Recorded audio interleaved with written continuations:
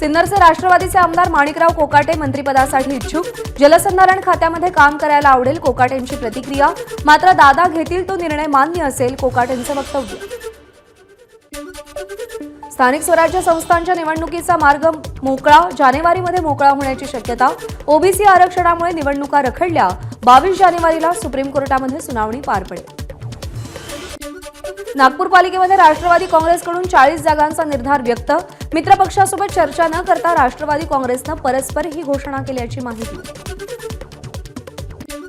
सांगली जिल्हा परिषदेतील मालमत्तांच्या जप्तीचं वॉरंट ठेकेदाराचे 20 लाखांचं बिल थकवल्यानं जिल्हा परिषदेच्या मुख्य कार्यकारी अधिकाऱ्यांचं वाहन आणि इतर साहित्य जप्त करण्याबाबत वॉरंट।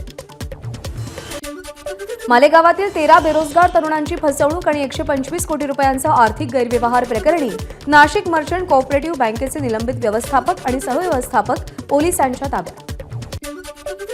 अकोल्यामध्ये पोलिसांची यशस्वी कामगिरी, पोलिसांकडून तब्बल 1 कोटीच्या बनावट नोटा जप्त, पोलिसांकडून टोळीचा पर्दाफाश।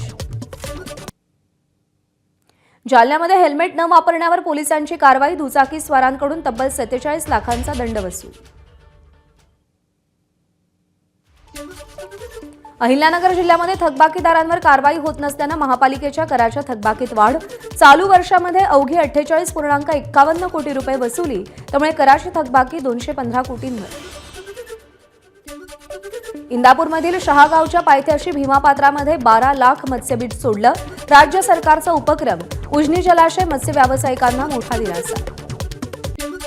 शहराला पाणीपुरवठा करणारी पाईपलाईन चोरल्याचा प्रकार जळगावात घडलाय, या प्रकरणी पोलिसांकडून 6 जणांना अटक। एबीपी माझा, उघडा डोळे बघा नीट।